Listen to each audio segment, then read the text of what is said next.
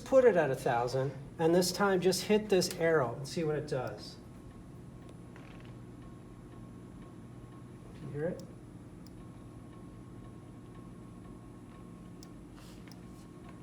Okay, so there's something happening, but it's not very fast, so I'm going to put in a higher number. Let's put in 10,000. Okay, now that's 10,000. So that's a reasonable speed. If by accident I put in an extra 0 and no one's around and I don't know, I'm going to hit the other arrow. That actually maxed out the motor. Actually, he heard it. It went so fast. I'm like, yeah, it's just like the gear in your gear shift or something when it spins and it can hurt it. So we're going to put it at 10,000. Now the other ones have presets for it, but not Dolly, at least in this version. So let's keep that particularly set on 1,000. And if for some reason it's going in the wrong direction, like this arrow should be lined up with your view. This should go that way. That should go that way. If not, you can swap the direction. Just make it logical. Okay, so let's review. We named it Dolly, ArcMoco 1. That's always going to be the same. Channel 1. Everything else don't worry about. Put in 10,000. And you're good. Say OK. Now that appears as an axis here, and you have the controls here. You could do the same thing.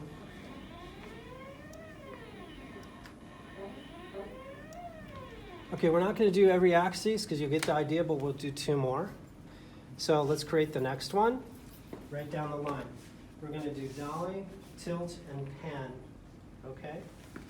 So let's do another one. Look here. Create another axis. Now, there's a preset. What's the next one? Tilt. There's a preset for tilt right here. So we're just going to go with that. And that did put in numbers for us. Look, it's now 10,000. And some of these are more subtle than the original settings. One thing's wrong with this, though. Can you catch what we have to change? 2. Okay, channel 2. And let's test it here. Now, probably I said with emphasis before that before you test it, and all while you're using this thing, it's a very strong piece of equipment, also delicate, that you should have your eyes shiftable right here. And then if you're another person working, that you keep your eyes out here, not just because you can hurt yourself if you have something laying across there, but if you have wires entangled, it's strong enough to rip a wire out. This is stronger than your arm or your muscles. It's really like steel motors that could get to that point. So if you have tension in here and you're not watching it, it could actually tear the wire, damage the equipment. So I'm going to keep my eye on it before I test it. So this is ArcMoco. And we did forget to name it, right? So this is tilt. All right, and let's try to see what tilt is like. And you can see it changing here. And it badly needed tilt because we couldn't see anything before, but now this could keep going forever, and obviously there's wires on it, it would rip right out. So the degree and range for tilt is set up to you. There's no fail-safe. I mean, there's no chips in this telling this is long enough it would crash into there.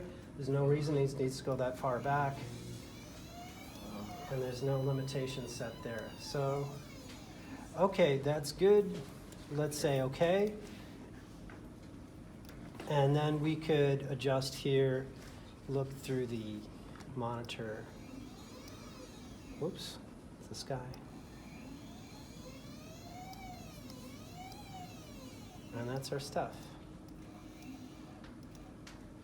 All right, one more to set up. That is going to be what? Pan. Okay. ArcMoco 1, and now channel number 3. And everything else is good, so we're just going to test it. Same things, eyes on it, make sure nothing is going to get torn out, and we don't over-rotate.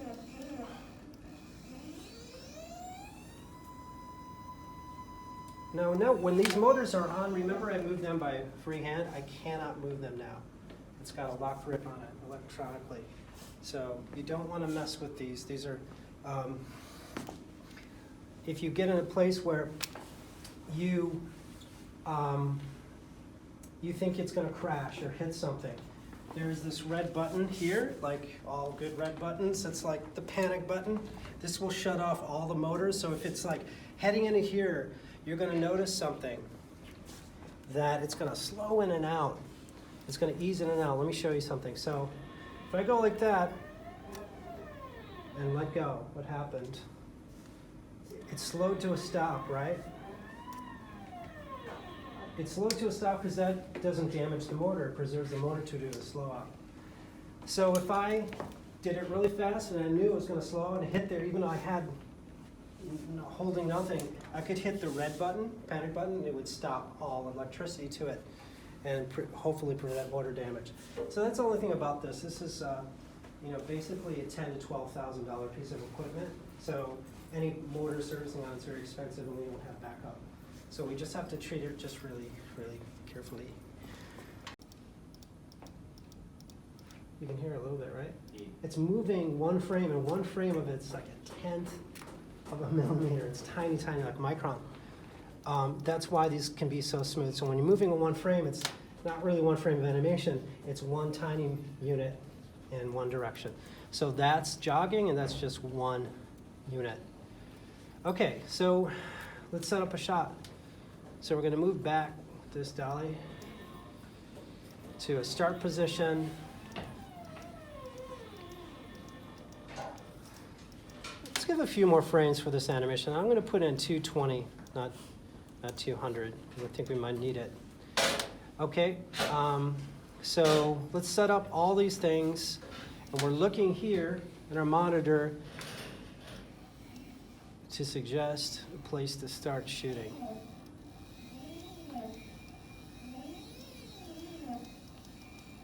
By the way, we have a fifth motor here, this one dangling off. That's a focus motor. You see how there's a cleated piece here? This one that looks like a piece of a watch, it flips up and controls that, you could do automatic, not automatic, but programmed focuses and pans and zooms. We won't get into that today, but it's really nice to have that. Okay, so not bad. Just to experiment here, we have a group of random objects just to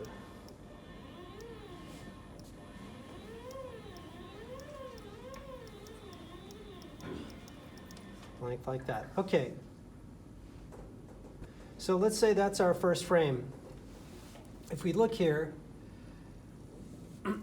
we have these numbers in blue and in white for where we started and what we're going to claim as home. And we want to zero everything out because this is going to be our first position. So I'm going to go here. This is on the axis dolly. Can everybody see? Set 0. That makes the blue and the white set on 0. And then tilt. Set 0. That's going to zero it out here. And then on pan, once again, set 0. Now we can set as home for a home position. So same place, home. So then when I click the home button, it knows that's the first pose that you did with the camera. Okay.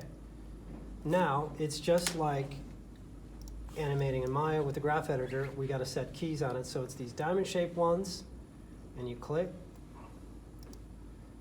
And you see dolly in red, coded red, and it's flat because there's no movement yet. And we click one on tilt and click one on pan. And we can solo out. If we just want to see one, we can solo it by clicking only on that curve. Okay, let's get a little more space here to work with. Now there's no curve on it because there's no movement, of course. So let's do 3 keys basically. Let's get to our center position. We do look through the monitor too. Okay, let's go dolly down. Find a position in the middle. Always keeping a keen eye on this, making sure nothing's getting pulled or in the way. So roughly in the middle of the dolly. Then we're going to rotate the camera. Just a little change on each to give it interest.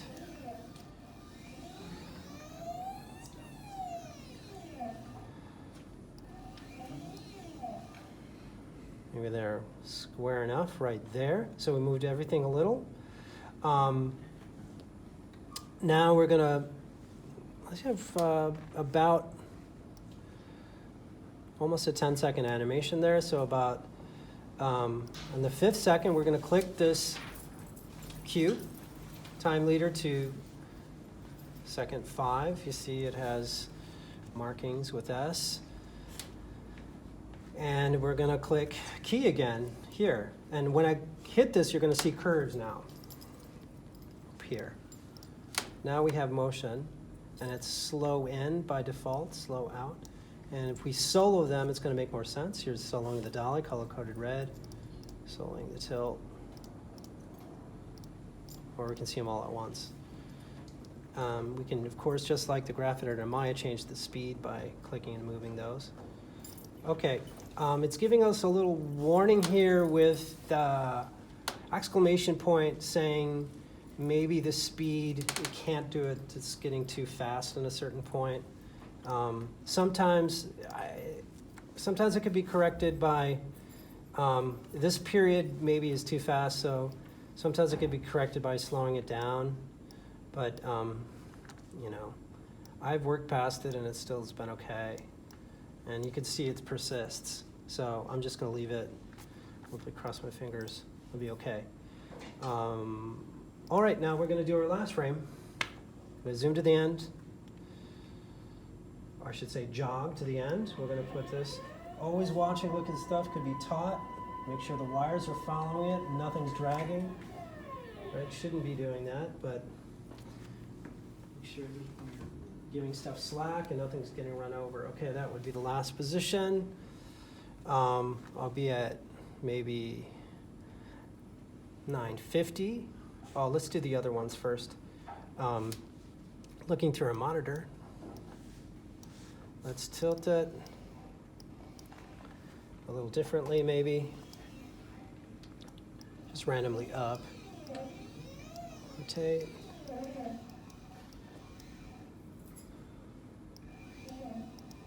And again, this demo is just to do the camera control motion. It didn't set up any of the green screen properly. It's not bright enough. We know all that.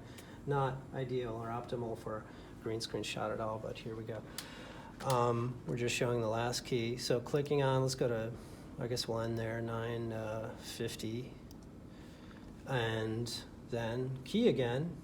1, 2, 3, for every one of those. All right, so here's our curves.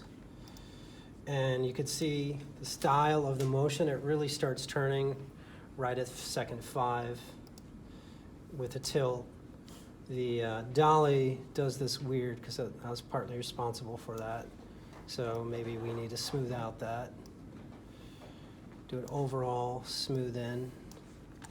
Then the pan curve looks fine, I guess. All right.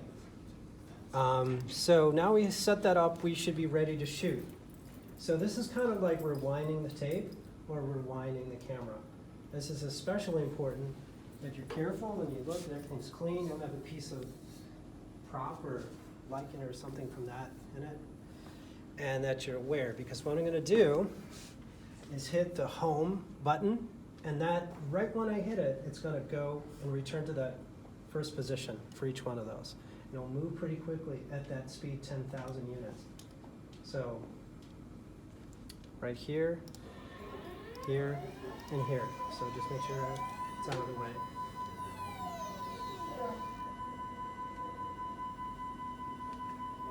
And if you feel it's not going to stop, okay. There was that panic button. I almost panicked. It's not going to, I was about to hit that button. Okay, So when you look back at here, it shows in the blue range how far it roamed, and the white range, it's at 0 again. So, you know, we're ready to shoot. Okay. You know, this lecture is not on lighting or cinematography or chroma key or green screen, so we're just going to go into it as is. It's primarily on motion control. So let's do this. We'll just start animating, and the simple thing you want to do is almost like in a two-person job, have someone start shooting. And we can set this up automatically if you're one person doing this. But I recommend anyone doing this, they have a partner. They have 2 people, because it's a lot to manage and watch, prevents mistakes if you're not distracted. But if we shoot one, if I'm going to hit enter, and it's going to probably ask me a question, let's try it. The motion control DMX are not in position to capture, so it has, because it has these ease in and ease outs, it has these pre-rolls to hit it correctly. You're just going to say yes, and then you're going to hit the following motors must be moved to target positions. Don't worry about it. That just resets the pre-roll, and now it's ready to shoot. It's going to upload that whole move, all those curves, pre-programmed. Now it took the first frame. Okay, we're pretty badly exposed, so I guess before we click OK, we should fix that. So doing a test shot, this is really bright. Let's set it back down. Maybe that's fine. No, okay, that does mean it's going to look darker in here, but that's okay, we can still see it. Okay, now we can do another one, and you see it's going to go right to it. By the way, I want to look at, I want to slow this for a second. Okay, we're fine. Okay. And another one, and it should do it.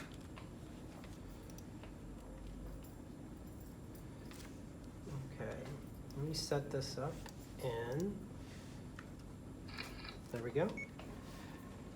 You hear it move? It did this little kind of cat-like purr.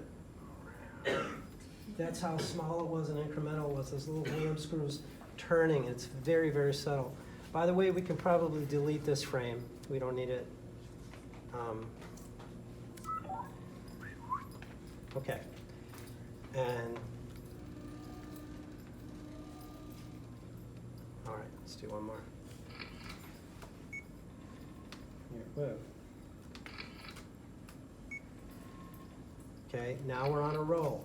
Every time we hit this button, it's giving instructions to the USB, not just to take an exposure with the DSLR camera, but also set down this graph that pre-programmed movement with the curves. Okay, so but theoretically, if you're only 2 people or 1 person, this is what you could do while you're animating. So this whole business was to do a sophisticated camera move and then forget it. You're doing all these positions, it's going to hit the end, it's going to stop. But you could be concentrating on the animation.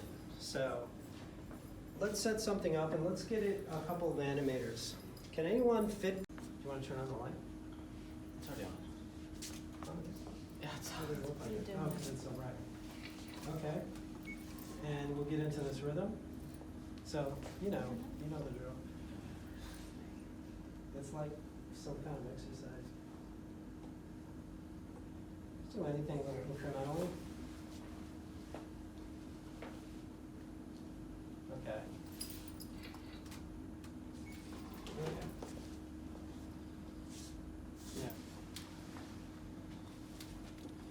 All right. All right.